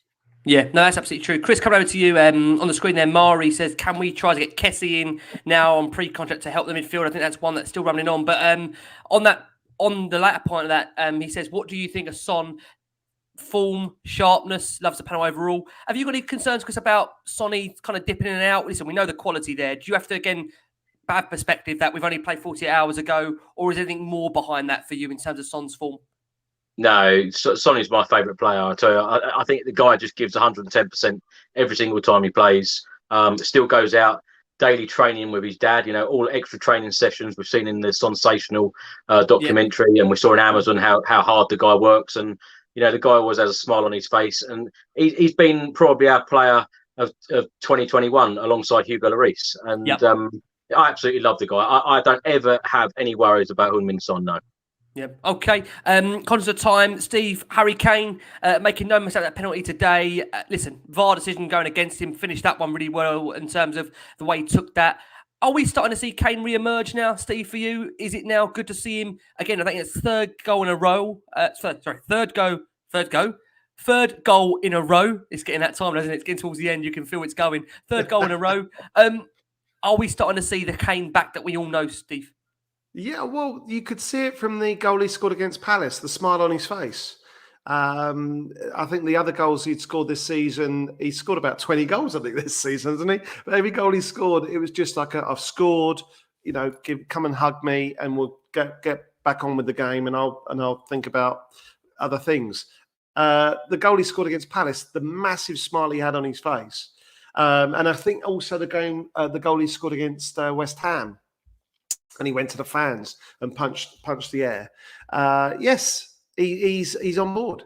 To me, he's back on board. He's thinking, right, we've got a proper manager, brilliant manager. We're you know, in all the competitions. There's been no bid, as far as I know, come in, as much as you know, all these other, you know, he's desperate to leave Tottenham, isn't he? Is he? Well, you know, what's the rumours going to come out? That's another show, Steve. Yeah, I want to use this platform very quickly just to talk about Son and the fans, because I just think the fans that come over and watch Son are just wonderful. I was lucky enough last year before lockdown, so the year before, to be sitting next to a guy who'd come over from Korea, and he was there for 4 days, and he'd flown all the way over. And he had 4 days, couldn't speak a word of English, and all on his own, sat next to me, and I kind of got there in the end that he'd flown over just to see Heung-min Son play at Tottenham, and I just thought it was absolutely wonderful. So, like I say, Ricky, my podcast, I say it all the time, but I want to use your platform because you get way more listeners than me, just to say those tourists, you know, are wonderful. And when they come over from America, from Korea to support Tottenham, well done. And I think they're fantastic. Yeah, and I say Sonny, I think we've all said, listen, one of our favourite players. And I think we know with Son, as we do that, you know, we see Son go through these incredible goal-scoring gluts. Then there's a little bit of a stoppage. Then we see him go again. So, listen, hopefully with regards to Son, it won't be long before we see him back on our scoring sheet soon, because, like I say, he showed that. Obviously, ever so recently, we saw Moura come off that final half an hour, tested Forster a couple of times. Brian Hill making an appearance, had a late chance to win it, but was denied by the goalkeeper. Conte after the game said, I think both good defending and struggling to break them down was a bit of a problem. He said they defended well to find space. It wasn't easy. At the same time, we can do much better to move the ball more quickly and find the one we want. I think that's key with Conte, because what we've all said today in this show so far is that there was a real need from an intensity perspective to really up that tempo first half. And I'm glad, of course, that Conte's picking up on that, because ultimately in the past, with some of the managers that we had, the likes of course of Nuno, Mourinho, there was like a denial of how slowly we were starting games. So at least with Conte, he recognises that and wants to put that into perspective. But we are going to go for our final break of the show. Taking this break for our listeners on audio, you're going to hear from a couple of Watford podcasters that are very kindly giving us their thoughts ahead of the game. And then when we return, we'll be giving us a quick five on Watford. And I promise a quick five. Right, for our watching on YouTube, nearly, let's say, 415 of you watching. Thank you so much, as always. We're going to get into Watford. Now, Conte has said on the back of his press conference today that Bergwijn's picked up an injury against Palace. Lo Celso or Sessegnon, they will also not be fit, I think, as things stand. So, again, squad-wise, it's going to be relatively thin. Let's start with you, Frankie. We're going to be coming up against, I think, Danny Rose, if he's fit enough. Sissoko. Also, it's going to be a real reunion of some of our Sissoko's screamer 30 yards. You can't shoot for toffee, but you can see it now, can't you? That's Costa's line. You can't nick that. We need this squad. And again, it's so disappointing that Sessegnon, after probably his best game in the Spurs shirt, gets injured and we haven't seen him since. Bergwijn has actually started to pick it up a bit as well. Played very well against West Ham in the Cup. Started to again, Conte's giving him a bit of confidence, gets injured. And where do we go with Dier Lo Celso? I mean, you only have to go on his Instagram to see where his interests lie, don't you? I think there's like in his last 20 posts, there's one about Spurs and the rest are all about Argentina. I'm glad that he's got in his bio though, Frank. At least he acknowledges that he's still part of the club. I think he plays for us. I think he still plays for us. But I don't want to sound like a grumpy old man slagging players off all the time, but it's been a horrendous signing, if we're being totally honest. He's shown glimpses. I thought he'd done very well when we came back for the football after the lockdown. If you remember, he had the run in. That was his best form, the best patch of form for Tottenham. And I thought, we've got a bit of a player there, but he's just. I just don't think he suits the Premier League. He obviously can't face the rigours and the toughness of the league. I'm not sure with him if it's in his head. Because how can you get injured in a warm down and then go missing again for 2 or 3 or 4 games? They're all not available, by the way, for the Watford games. Sessegnon, Bergwijn, and Dier Lo Celso, they're all out. Yeah. That 2019 summer transfer window strikes again. Yeah. Incredible. Jason's favourite window, that one. That's Jason's favourite. It's incredible, but I don't know where to go with Lo Celso. I don't know what to say anymore. We still haven't seen it. We haven't seen any consistency from him. Has he even played 10 games in a row? Yeah, for Tottenham. That's an interesting fact to check. Has he played 10 minutes in a row, Frank? That's the question, isn't it? Is he worse than Lamela with his injury record? I mean, Lamela had a really bad one, didn't he? When he was out for the best part of a year. But I don't know what to say. I mean, how much did he cost us in total, Chris? You'll know this. Was it 45 million with the loan fee? Do you know, that's exactly why I said we need to be ruthless. Because if players aren't playing for us, regardless of the situation, we need to offload. Because the amount of money in Tanguy Ndombele and Giovanni Lo Celso, it is ridiculous money for players that are just not performing, not playing, to get injured in warm downs. It's just so frustrating. I think he's played probably more games for Argentina during this calendar year than he has done for Spurs. It's crazy. Yeah. And how much is he on a week? I mean, Ndombele's on £200,000 a week. 200,000. And he can't get a kick. And we've heard the stories today about the McDonald's in his bin. He's not a professional. And he's got no desire to play for Tottenham Hotspur. He hasn't. Yeah. You've seen it. His body language is horrific. And Lo Celso is another one. He's on over £100,000 a week. We're paying these guys top dollar, and they're not even getting on the pitch to be able to contribute. So as Chris said, we've got to make some decisions, and we've got to be cutthroat. And those who can't be fit all the time consistently, they've got to go. Yeah. Let's get a prediction from you, Frankie, for Watford. What are you going to go for there? Well, I think after that result against West Ham, does Emmanuel Dennis go to the African Nations Cup this week? I think he's Very off. Good question. Very good question. But I was actually at the last league game there. We drew 1-1. I went there on my own, actually. That was the season they went down. And Sarr had a really good game against us. Tanganga played left back. But I'd expect us to a comfortable win, possibly 3-1 to Tottenham. I can see Kane scoring again. It's great that he's back in goal-scoring form. And again, off the basis of how they played today, Watford, we should beat them. But in true Tottenham fashion, we never do things the easy way, do we? So no, we don't. We'll see. We'll see. Right, let's come over to Chris on this. Chris, Watford currently 17th in the Premier League, 13 points accumulated from those games so far. Just the 4 wins, 1 defeat. I mean, look, there's going to be a very brief uplift under Ranieri. Any concerns, Chris? The likes of Rose, Sissoko, it's a reunion. No concerns. How does this play out? How does this play out for you, Chris? Well, they have lost 12 games in the Premier League so far out of 17 matches. Only Norwich have lost more. We should be turning Watford over very comfortably. I'm going to go for a 3-0 win. Regardless of what Antonio Conte puts out, I think that we should get this job done very, very comfortably and start 2022 on a real positive note. I like that. And finally, Chris, do you expect many changes ahead of this one in terms of the team? Bearing in mind, again, it's a very quick turnaround. It's 4 days. It's in 4 days' time. I think it all depends on the fitness levels, and I think that we saw during the Amazon documentary how much the sports science guys get involved, and I think that the managers in the Premier League must absolutely hate their sports science guys by telling them about players' fitness and what they can do with players, what they can't do with players, players available, etc. So it will all depend on fitness levels, but. I'm sure there will be a couple of changes. And as I said right at the start of the show, I was surprised that Conte only made 3 changes. But ultimately, he wants the team that he can trust. But get that job done against Watford, and hopefully, as Frank said earlier in the show as well, hopefully we do get some new signings in, and they are early signings. Do not wait until the 25th, 26th, and certainly not the 31st of January before they come in. Yeah, and finally, Steve, over to you for Watford. What do you think is going to anticipate this one to come ahead, Steve? What's going to happen in this fixture? Well, what a great result for West Ham today. I was thoroughly when Dennis scored, I was like, there we go.